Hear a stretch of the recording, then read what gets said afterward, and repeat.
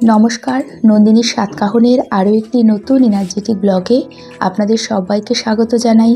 আশা করি যে যেখান থেকে আমার ভিডিওটি দেখছেন সবাই সুস্থ এবং ভালো আছেন।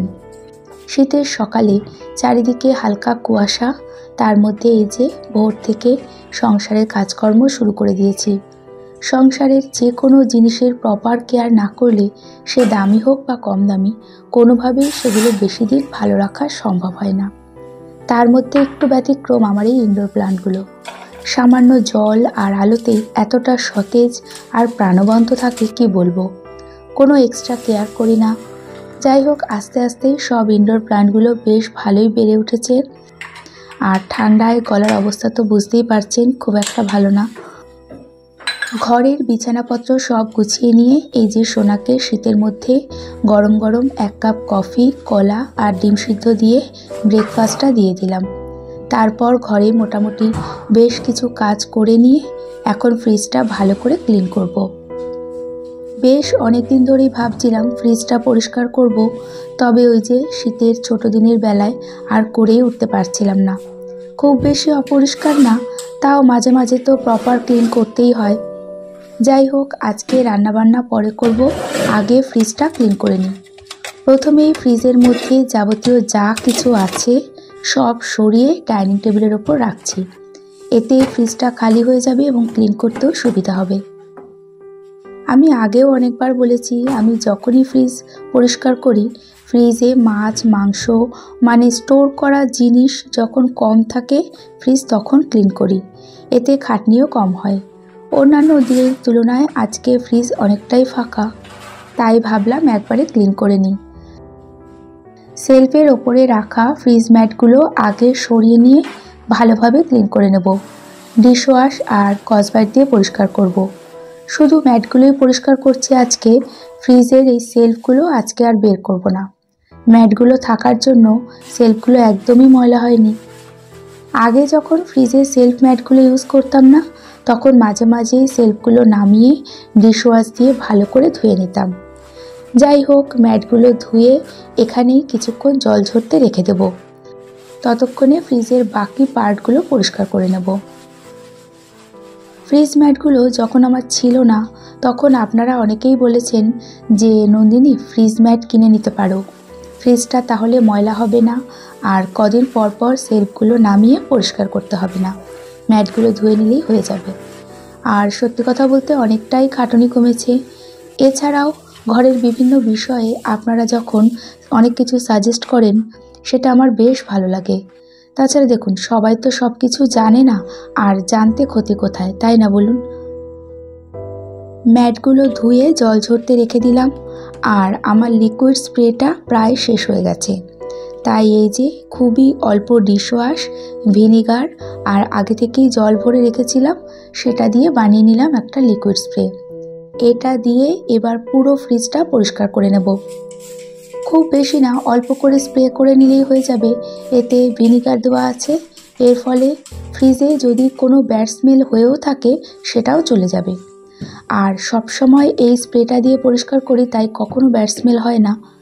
আপনারাও যারা ফ্রিজ পরিষ্কার করেন এইভাবে টাইম টু টাইম ক্লিন করে দেখবেন, কোনো ব্যাড স্মেল তো হবেই না, প্লাস ফ্রিজ থাকবে পুরো নতুনের মতো চকচকে।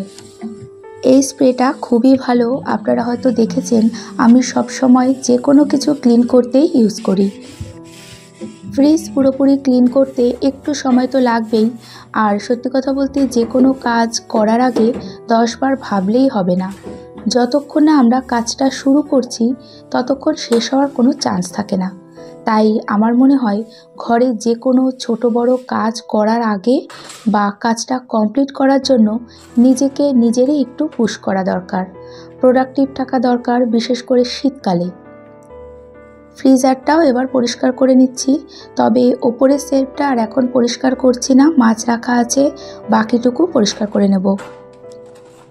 এদিকে এই যে আমুল কুলের এই ছোট ছোট লম্বা কন্টেনারগুলোতে অনেক কিছু আমি রাখি, যেমন বড় এলাচ, সাদা সর্ষে, মেথি এখানেই রাখি। এগুলোতে রাখার জন্য অনেকটা স্পেস সেভ হয়। ভাবছি বেশ কিছু ছোট ছোট গ্লাস কন্টেনার কিনে এখানে এইসব জিনিসগুলো স্টোর করব। ফ্রিজ হোক বা ঘরের যে কোনো ছোটোখাটো জায়গা এই রকম অর্গানাইজ থাকলে কি ভালোই না লাগে, একটা আলাদাই শান্তি পাওয়া যায়। ঘরের বেশ কিছুটা কাজ করে আজকে আগে ফ্রিজ পরিষ্কার করছি। ওয়াশিং মেশিনে কাচাকাচি শুধু হয়েছে, ছাদে মেলে দিয়ে এসেছি। ঘর ঝাড়মোছ থেকে রান্নাবান্না সব পড়ে আছে, তো খুব একটা অসুবিধা হবে না, কারণ হাজব্যান্ডও বাড়িতে নেই, অফিসের কাজে কয়েকদিনের জন্য দিল্লি গেছে। রান্নাবান্নারও বেশি চাপ নেই।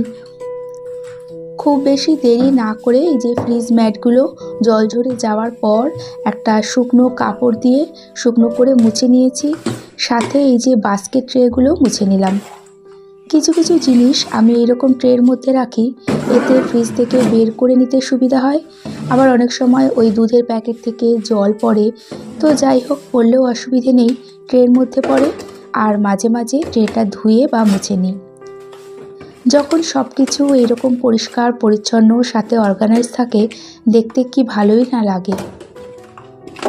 ভেবেছিলাম ফ্রিজ পরিষ্কার করতে হয়তো খুব বেশি সময় লাগবে না, কিন্তু ওই যে প্রপারভাবে ক্লিন করতে গেলে সময় তো লাগবেই। এদিকে অনেকটা দেরি হয়ে গেছে, সোনাও কলেজে যাবে, টিফিন করতে হবে, তাই আজকে আর সবজি রাখার বাস্কেটটা পরিষ্কার করলাম না, অন্যদিন করে নেব। ঝটপট করে এখন এই যে চাউমিনটা করে নিচ্ছি।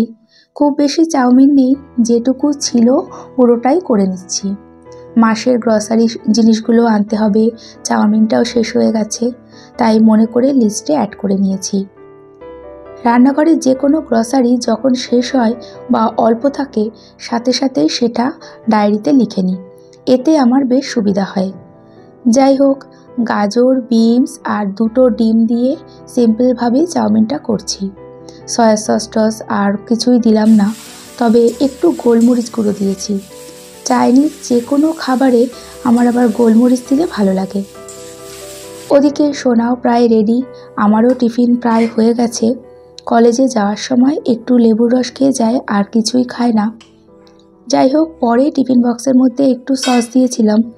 সোনাকে টিফিনে দেওয়ার পর এই যে অল্প একটু চাউমিন রয়েছে, এটা আমি খেয়ে নেব। চাউমিন খেতে আমার ভীষণ ভালো লাগে, আর আমার প্রিয় খাবারের মধ্যে একটা বলতে পারেন। তো যাই হোক, একেবারে রান্নাটা করে নেব। ইন্ডাকশানে ভাত করে নিয়েছি, আর এই যে শীতকালীন সমস্ত সবজি দিয়ে পাঁচমিশালি তরকারি করেছি। সব শেষে বেশ কিছুটা ধনেপাতা কুচি আর ভাজা জিরের গুঁড়ো অ্যাড করলাম। এবার আরেকটু নাড়াচাড়া করে এই যে নামিয়ে নেব। এই সবজিতে কোনো রকম মশলা অ্যাড করিনি, শুধু লাস্টে নামানোর আগে ভাজা জিরের গুঁড়ো দিয়েছি, এতে তরকারিটা খেতে ভীষণ ভালো লাগে। আর করছি আজকে ছোট ছোট দেশি খলসে মাছ, এটাতেও ধনেপাতা দিয়ে নামিয়ে নেব। আমি আর মেয়ে আমরা সমস্ত ছোট বড় মাছ খাই। অ্যাকচুয়ালি আমরা মাছ খেতেই ভালোবাসি, তাই মাছের ব্যাপারে কোনো রকম বাছবিচার নেই। এখন দেখা হচ্ছে বেশ কিছুটা সময় পর। সোনাও কলেজে চলে গেছে, আমারও রান্নাঘর পুরো পরিষ্কার করা হয়ে গেছে। ছাদের থেকে সমস্ত জামাকাপড় নিয়ে এসে এখন আগে এগুলো ভাঁজ করে নেব। ছাদে যা কড়া রোদ, শুকিয়ে গেলে আর বেশিক্ষণ রাখা যায় না। তো এর মধ্যে বেশ কিছু জামাকাপড় হাজব্যান্ডের কাছাকাছি করেছি, গেঞ্জি, প্যান্ট, তারপরে ট্রাক প্যান্ট, শার্ট। এর মধ্যে প্যান্ট শার্টগুলো দোকানে আয়রন করতে দেব। হাজব্যান্ড যখনই কয়েকদিনের জন্য বাইরে কোথাও যায়, তখন বাইরে তার যত জামাকাপড় থাকে সব কেচে ধুয়ে নিই। ফিরে এসে বাইরে থাকা একটা প্যান্ট শার্টও পরবে না, পরে আমাকেই কাচতে হবে, তাই সে যাওয়ার পরই আমি সব কিছু কেচে নিই এবং সুন্দর করে ভাঁজ করে গুছিয়ে রাখি। আর এই যে প্যান্ট শার্টগুলো একটা ব্যাগের মধ্যে রেখে দেব, দোকানে আয়রন করতে দিয়ে আসবো। এরই সাথে ভিডিওটি দেখতে দেখতে কোথাও এতটুকু ভালো লেগে থাকলে একটা ছোট্ট লাইক করে দিতে ভুলবেন না। আর ভিডিওটি কেমন লাগলো কমেন্টসের মাধ্যমে জানিয়ে চ্যানেলটি সাবস্ক্রাইব করেও রাখতে পারেন। আর কাজগুলো যদি আপনি অলরেডি করে থাকেন, তাহলে আপনাকে জানাই অসংখ্য ধন্যবাদ। মাঝে মাঝে ঘরে একটার পর একটা কাজ করতে করতে দেখা যায় কত কাজ কমপ্লিট হয়ে যায়, বুঝতেই পারি না যে কখন এত কাজ হয়ে গেল। তবে এটা সবসময় হয় না, মাঝে মাঝে আমরা এতটাই এনার্জেটিক আর প্রোডাক্টিভ থাকি যে সংসারের যাবতীয় কাজ করেও বেশ কিছুটা সময় হাতে থাকে। আমার এদিকে ঘর ঝাড়মোছটা বাকি রয়েছে, তো ভাবলাম যে আজকে অনেক দিন পর এই শু ক্যাবিনেটটা একটু পরিষ্কার করে নিই। শু ক্যাবিনেটটা যথেষ্টই বড়, তাই এই ওপরের সেলফে আমি আমার এই হেলমেট রেখেছি। পাশে অগোছালো অবস্থায় রয়েছে রেনকোট, একটা বড় ছাতা। সমস্ত কিছু নামিয়ে নিয়েই আজকে প্রপারভাবে ক্লিন করব। শু ক্যাবিনেটটা যথেষ্ট বড়, আর এটা বাইরে করিডোরে রাখতেই পারি। তবে কি জানেন, রেগুলার ইউজের বেশ কিছু শু বলেন বা জুতো প্রায় 12-13 জোড়া বাইরে একটা ওপেন সেলফে রাখা আছে। আবার বাইরে যদি এই ক্যাবিনেটটা রাখি তাহলে দেখতে ভালো লাগবে না, অনেকটা জায়গা জুড়ে থাকবে। তাই মেন এন্ট্রান্সের পাশেই এটা রেখেছি। এরই সাথে এই যে ক্যাবিনেটের ভেতরে 2 প্যাকেট সিলিকা জেলও আছে। এটা শু ক্যাবিনেটের ভেতরের আর্দ্রতা শুষে নেয়, এতে কোনো রকম ভাবসা গন্ধ বা ব্যাড স্মেল হয় না। এছাড়াও কর্পূর, ন্যাপথলিন এগুলোও ব্যবহার করা যায়। যাই হোক, শু ক্যাবিনেটটা পরিষ্কার করার জন্য সমস্ত জুতোগুলো প্রথমে নিচে নামিয়ে নেব, তারপর একটা কাপড় দিয়ে ভালো করে পরিষ্কার করে নিচ্ছি। আর এই যে সমস্ত জুতোগুলোই নিচে নামিয়ে নিয়েছি। কিছু করার নেই, ঘর ঝাড়মোছ করা এখনও বাকি আছে, অসুবিধে নেই। আর নিজেই যেহেতু করব, কোনো টেনশন নেই। ক্যাবিনেটের প্রতিটা সেলফে পেপার পেতে নিলাম, ময়লা হলে এই পেপারটা তুলে নিলেই হয়ে যাবে। এই ক্যাবিনেটে ছাতা রাখা আছে, আর এই যে রেনকোট, হেলমেট এগুলো রাখলাম। ওপরে একটা ড্রয়ারেও কিছু ছোট ছাতা রাখা আছে। আসলে সব কিছু এক জায়গায় গোছানো থাকলে কারো কোথাও যাওয়ার সময় আমার আর হাতের কাছে এগিয়ে দিতে হয় না, যার যেটা প্রয়োজন নিজেরাই নিয়ে নেয়।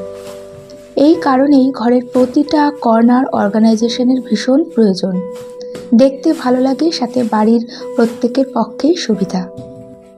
রেইনকোটগুলো খুব সুন্দর করে ভাঁজ করেই যে রেইনকোটের ব্যাগের মধ্যেই গুছিয়ে রাখবো। 3 জনের 3 সেট রেইনকোট আছে, তবে একটা ব্যাগ কোনোভাবে হারিয়ে গেছে, তো সেটাকে আমি এই যে গার্ডার দিয়ে আটকে রেখেছি। আর এই যে ব্যাগ ছাড়া যে রেইনকোটটা ব্লু কালারের, এটা হচ্ছে মেয়ের রেইনকোট। একটা গোটা দিন যখন ঘরের অনেক কিছু কাজ করে ঘরবাড়ি গুছিয়ে নেওয়া যায়, বা নিজের মনে হয় যে না আজকে অনেক কাজ করেছি, তখন সেটাই হলো প্রোডাক্টিভ ডে। আজকে অনেকটা দেরি হয়ে গেল ঘর ঝাড়মোছ করতে। এত দেরিতে ভালো লাগে না, কি আর করা যাবে। না হলে এই শু ক্যাবিনেটটা গোছানোই হচ্ছিল না, আর ঘর ঝাড়মোছ করার পর আর ভালো লাগে না। তো যাই হোক, প্রপারভাবে অনেক দিন পর এই যে শু ক্যাবিনেটটা পরিষ্কার করে অর্গানাইজড করে নিলাম। সাথে এই যে সিলিকা জেলের ছোট 2 প্যাকেটও ক্যাবিনেটের ভেতর রেখে দিলাম। এরই সাথে আবারও দেখা হবে এই আশা নিয়ে আজকে ভিডিওটি এখানেই শেষ করছি। এতক্ষণ আমার সাথে থাকার জন্য সবাইকে জানাই অনেক ধন্যবাদ।